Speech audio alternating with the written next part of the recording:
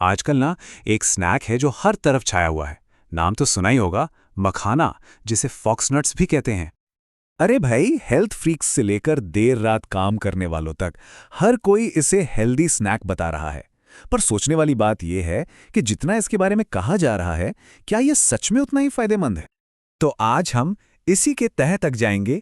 क्या मखाने को लेकर ये जो पूरी हवा बनी हुई है, इसमें कोई दम भी है या नहीं? चलिए मिलकर पता लगाते हैं। तो चलिए सबसे पहले ये समझते हैं कि भाई मखाना अचानक से इतना पॉपुलर हो कैसे गया है। मतलब इसे ये सुपरफूड का टैग क्यों दिया जा रहा है?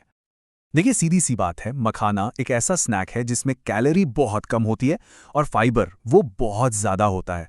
बस यही दो चीज़ें इसे उन लोगों की पहली पसंद बना देती हैं जो अपनी सेहत का बहुत ध्यान रखते हैं। अच्छा, तो अब ज़रा इस सुपरफूड वाले लेबल के पीछे की कहानी देखते हैं। आखिर ऐसे कौन से हेल्थ बेनिफिट्स हैं जिनकी वजह से मखाना इतना फेमस हो गया है? मोटे तौर पर देखें तो इसके 3 बड़े फायदे गिनाए जाते हैं। पहला, दिल की सेहत के लिए अच्छा है।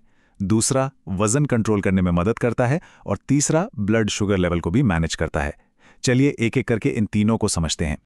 इस पर देखिए, न्यूट्रिशनिस्ट भाविया मुंजाल क्या कहती हैं। वो बताती हैं कि मखाने में जो एंटीऑक्सीडेंट्स होते हैं ना, वो सीधे हमारे कोलेस्ट्रॉल लेवल पर असर डालते हैं। और कोलेस्ट्रॉल का सही रहना दिल की सेहत के लिए कितना ज़रूरी है, ये तो हम सब जानते हैं। अब ये कोलेस्ट्रॉल का फंडा भी समझ लीजिए। एक होता है एलडीएल यानी बैड कोलेस्ट्रॉल, जो नसों में ब्लॉकेज कर सकता है। और दूसरा होता है एचडीएल यानी गुड कोलेस्ट्रॉल, जो नसों को साफ रखने में मदद करता है। तो मखाना इसी अच्छे और बुरे के बैलेंस को सुधारने में मदद कर सकता है। अब आते हैं दूसरे फायदे पर, जो है वजन को मैनेज करना। मखाने में फाइबर खूब होता है। इसे खाने से ना पेट काफी देर तक भरा भरा सा लगता है, तो बार बार कुछ खाने का मन नहीं करता और वजन कंट्रोल में रहता है। सिंपल। और तीसरा बड़ा फायदा वो जुड़ा है ब्लड शुगर से। देखिए, इसका ग्लाइसेमिक इंडेक्स कम होता है, मतलब ये खून में शुगर को धीरे धीरे छोड़ता है। इससे क्या होता है कि ब्लड शुगर लेवल एकदम से ऊपर नीचे नहीं होता। इसीलिए ये डायबिटीज के मरीजों के लिए एक अच्छा ऑप्शन माना जाता है। यहां तक तो कहानी बड़ी अच्छी लग रही है ना? लेकिन रुकिए, कहानी में एक ट्विस्ट भी है। क्या मखाना हर किसी के लिए हर हाल में फायदेमंद है? यहीं से हमारी पड़ताल एक नया और जरूरी मोड़ लेती है। तो फायदे तो हमने देख लिए, पर अब बात करते हैं कुछ बहुत ही जरूरी चेतावनियों की। चलिए देखते हैं कि किन लोगों को मखाना खाते समय थोड़ी सावधानी बरतने की जरूरत है। जी हाँ, एक्सपर्ट्स कहते हैं कि 3 तरह के लोगों को इसे लेकर खास तौर पर सतर्क रहना चाहिए। एक्सपर्ट एडवीना राज ने इन 3 खास ग्रुप्स के बारे में बताया है। तो आइए अब जानते हैं कि ये कौन लोग हैं और इन्हें मखाने से क्यों सावधान रहना चाहिए। इस जानकारी पर गौर कीजिएगा। सबसे पहले, जिन लोगों को कभी किडनी स्टोन की शिकायत रही हो, उन्हें मखाना कम खाना चाहिए, क्योंकि इसमें मौजूद ऑक्सैलेट स्टोन बनाने में मदद कर सकते हैं।